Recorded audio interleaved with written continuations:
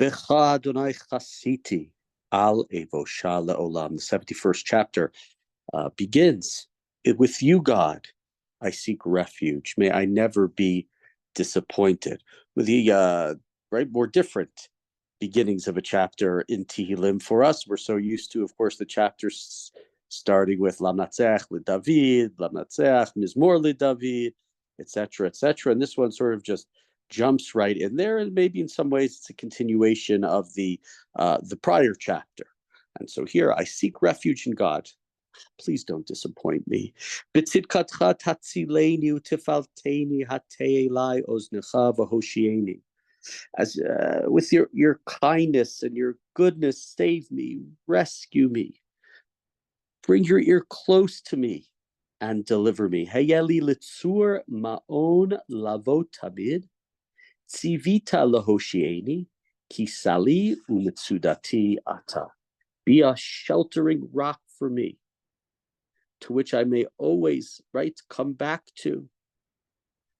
Decree, bring about my deliverance, because you are my rock and you are my fortress. Of course, one of the similar themes is Tehillim, talking to God, asking God for help, and we'll see what's unique in a few verses here. Elohai, palteni miadu rasha, mikath me'avel v'chometz. God, rescue me from the hand of the wicked, from the grasp of the unjust and the lawless. We know David, of course, had to deal with a lot of that. Kiata tikvati, continues in verse 5, because you are my hope, Adonai Elohim mivtachi mineurai. You are my trust from my youth, right? You're my hope. You're the one who I trust in. Alecha nismachti mi beten nim'ei imi ata gozi, bicha tihilati tamid. When I was still not born, I depended upon you. In the womb of my mother, you were my support. I sing your praises always. So, he's saying from the get-go, from the beginning, when I was still in the womb, I was already dependent upon you. Yes, of course, you can take this verse and manipulate it in whichever way you want to say something about abortion, but that's for a different day, right? The unborn child is saying, you were my support. This word gozi is a difficult word towards the end of verse 6. Here it's translated as support. In other places, in a similar sort of way, it's a difficult word to sort of understand.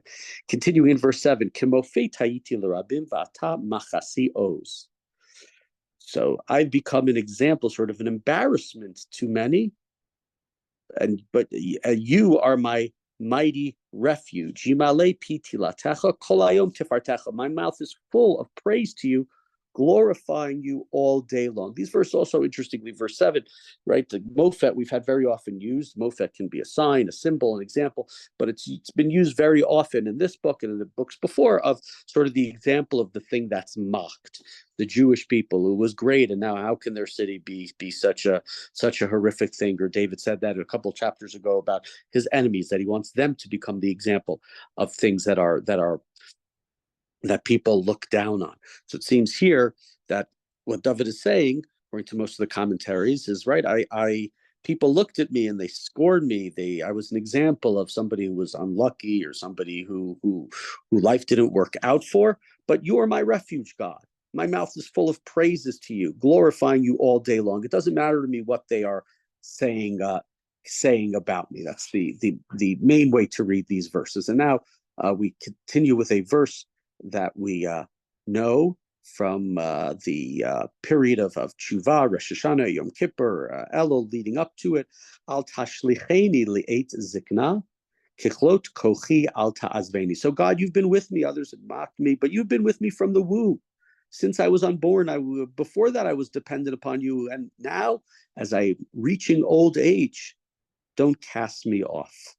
When my strength fails, do not forsake me. I'll need you even more. Ki amru oivai li v'shomrei nafshi no atsu yachdav. For my enemies talk against me. Those who wait for me are of one mind, right? They are all in it together to harm me. As follows, Lemor Elohim azavu ritfu v'tifsuhu ki ein matzil, saying God has forsaken him, right? He's old. He's done with. Chase him and catch him, for no one will save him. And I think to an extent, the opening chapter of the book of Kings is the chapter where David's son Adoniah tries to take the throne. And David is sequestered. They brought in sort of Miss Israel to keep him warm at night. Avishag Shunamit describes the most beautiful woman in Israel. And I always like to think of that chapter as David is sort of hidden away. He's being sequestered. He's not completely out of it. But Adoniah and some of David's other advisors, Yoav and others, they want to assert control. And the best way to assert control is take David and hide him. Isolate him. Don't let him know what's going on, and tell everybody he's so sick. And he was older. He was probably sick. But when he is approached, he is very strong in his statements to Bathsheba and Natan Hanavi that Shlomo will be king, and supports that. And so to me, I'm not saying that this is written about that chapter, but I can see it towards the end of David's life when whether it's his enemies or people who want to take control are sort of sidelining him, sequestering him, pushing him, isolating him, so that he will not have decisions as to how the future will hold, and they will be able to take more control. Continuing in verse 12, Elohim, al tirchak mimeni, Elohai le'ezrati chusha.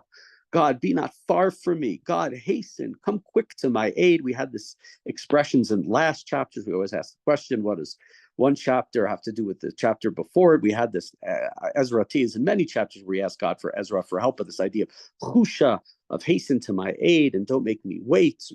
Yevoshu, yichlus sotnei nafshi ya'atu cherpa uchlima v'akshay ra'ati.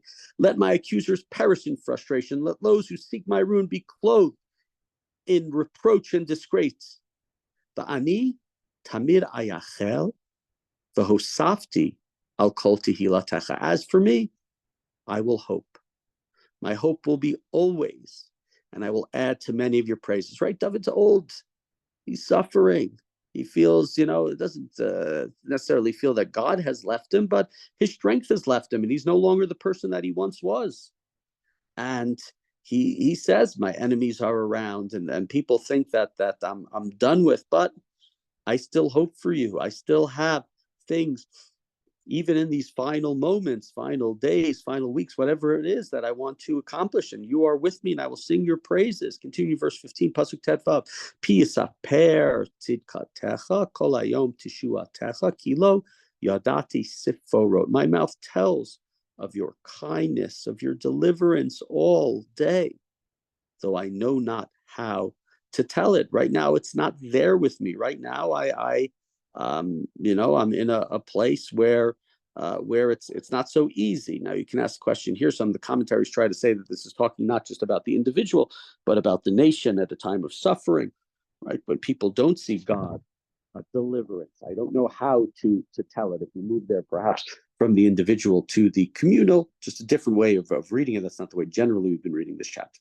Continuing in verse 16, Avo bigvurot Adonai Elohim askir tzidkatecha livadecha. I come with praises of your mighty acts, God. I celebrate your kindnesses.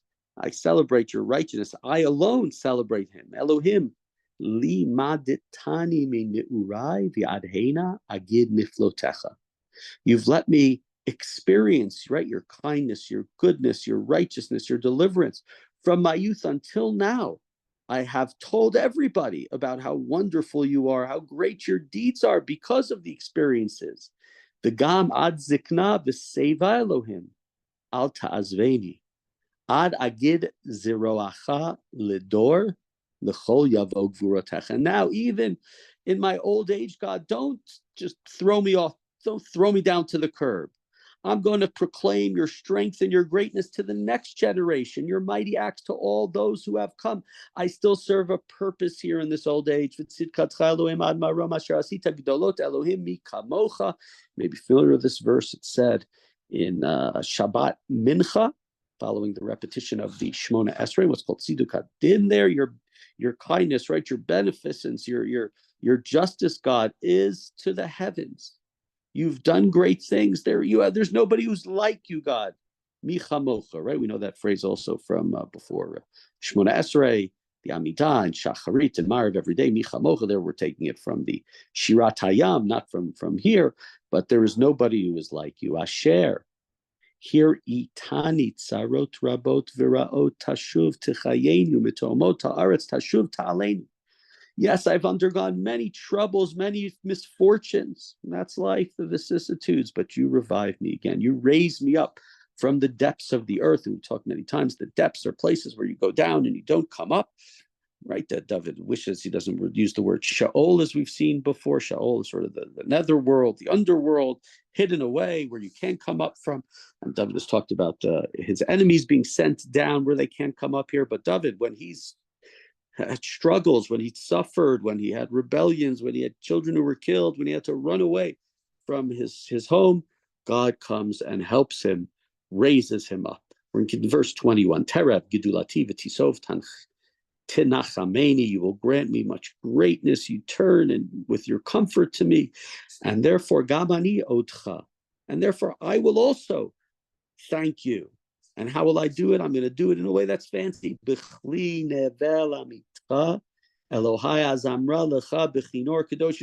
break out the band. I'm going to break out the instruments for you, Holy One of God.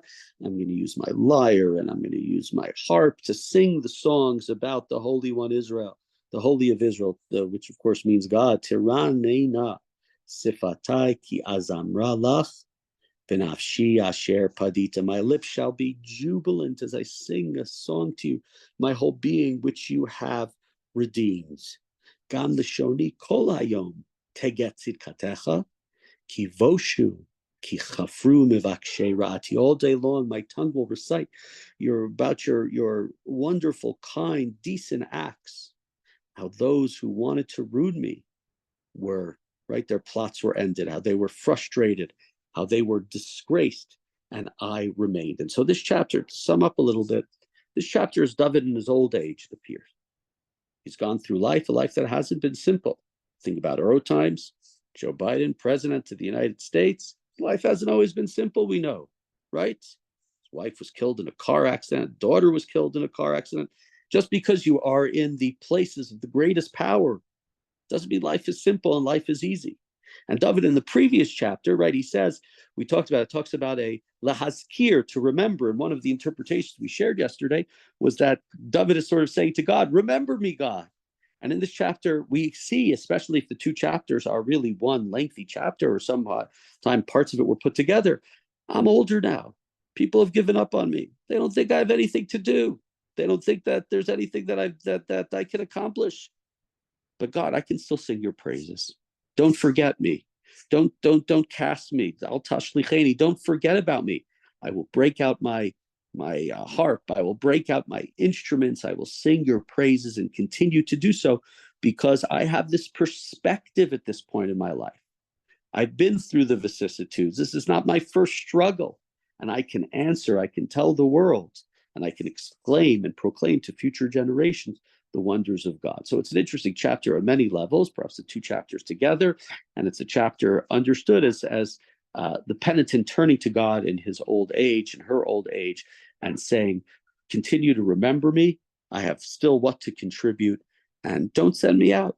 Don't forget me. I am still here with you, and I will continue in our relationship, God, until the last and final moments of my life.